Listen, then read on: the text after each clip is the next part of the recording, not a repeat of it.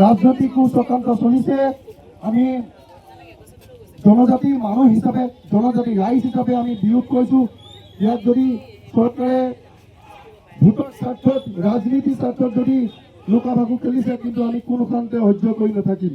অনাগত দিনত আমি ট্ৰাইবেল বা জাতীয় জনগোষ্ঠী বা আমি জনজাতি ৰাইজে যিকোনো পৰ্যায়লৈ যাবলৈ আমি সাজু আছোঁ।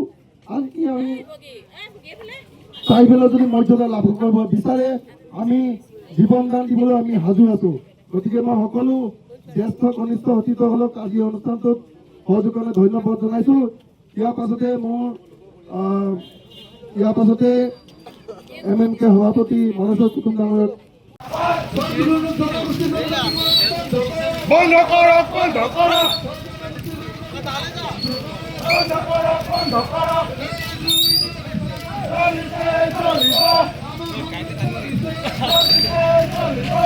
আচলতে আমি চাওঁ আপোনালোকে যে 6 জনগোষ্ঠী যেতিয়া জনজাতি হ'বলৈ ওলাইছে, এইটো আমি বিৰোধিতা কৰিছোঁ।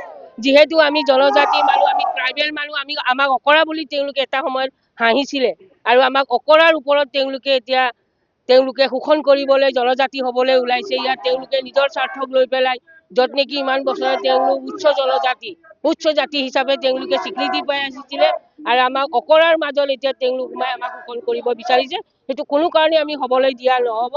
যিহেতু তেওঁলোক সেইটো ৰাজনীতি কৰিলে নহ'ব, আমি কিন্তু এই ৰাজনীতি কৰা সকলকো আমি মুখত চূণ সানি দিম।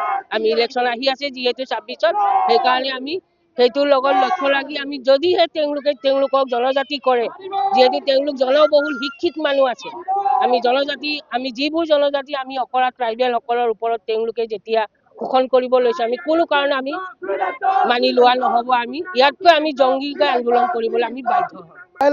অসম চৰকাৰে অহা কালিলৈ 25 তাৰিখে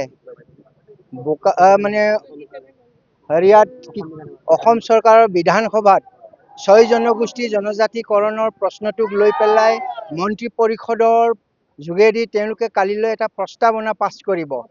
আমি আমাৰ 6 জনগোষ্ঠী জনজাতিকৰণৰ যি দাবী, ইয়াক আমি দুৰ্ঘোৰ বিৰোধ কৰিছোঁ।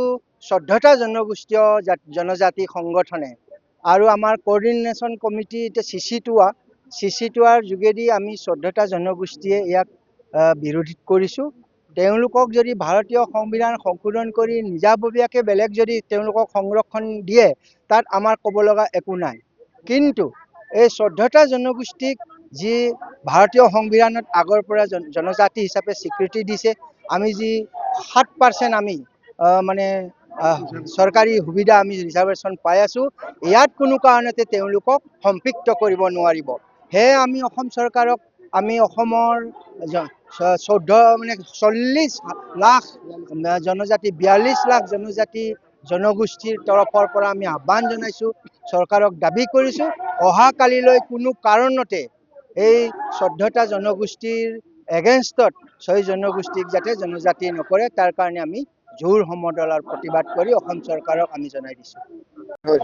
আপোনালোকে গম পাইছে ইতিমধ্যে আমি ট্ৰাইবেল সংঘৰ লগতে আমি মিচিং জাতীয় সংগঠনৰ নেতৃত্বত আজি জোৰ সমদল কাৰ্যসূচী আৰম্ভ হৈছে। আপোনালোকে জানে যে 6 জনগোষ্ঠী জনজাতিকৰণৰ যিটো ছিষ্টেম আছে, সেই ছিষ্টেমটোক আমি বিৰোধ কৰিছোঁ আৰু এইটো বিৰোধ সদায় হৈ থাকিব। যিহেতু আপোনালোকে জানে যে আমি যিখিনি এক্সিষ্টিং ট্ৰাইবেল কমিউনিটিৰ মানুহ আছোঁ, সেই ট্ৰাইবেল কমিউনিটি যিহেতু জনসংখ্যা ক্ষেত্ৰতো আমি খুব নগণ্য, সিহঁতৰ জনসংখ্যা তেখেতৰ যথেষ্ট আছে। গতিকে তেওঁলোকক যদি ট্ৰাইবেলৰ সাধাৰণ নগণ্য জনসংখ্যাৰ মাজত যদি একগোট কৰি দিয়ে, আমাৰ যিখিনি কম জনসংখ্যা থকা মানুহখিনি ক'ত যাব? বিভিন্ন ক্ষেত্ৰত আমাৰ চাকৰি বাকৰিয়ে হওক বা অন্যান্য ৰিজাৰ্ভেশ্যন ছিষ্টেমতে হওক, আমি কোনো ক্ষেত্ৰতে আমি এই পৃথিৱীৰ পৰা নাইকিয়া হৈ যাম। গতিকে আমি অসম চৰকাৰক, বৰ্তমান বিজেপি চৰকাৰক আমি দাবী জনাইছোঁ আপোনালোকে জনজাতিকৰণৰ যি ছিষ্টেম আছে এইটোক লৈ ৰাজনীতি নকৰিব। আপোনালোকে এই ৰাজনীতিটো কিন্তু সদায় নচলিব। আমি কৈ দিছোঁ, আমি ট্ৰাইবেল কমিউনিটিয়ে যেতিয়া আমি অসম হিলাই দিম, ভাৰতবৰ্ষ হিলাই দিম, তেতিয়া আপোনালোকে গম পাব। কিন্তু আপোনালোকে তেতিয়া আপোনাৰ বিধানসভাত আপোনালোকৰ এখন থাকিবলৈ নাই, সময়ত আপোনালোকে গম পাই যাব কিন্তু।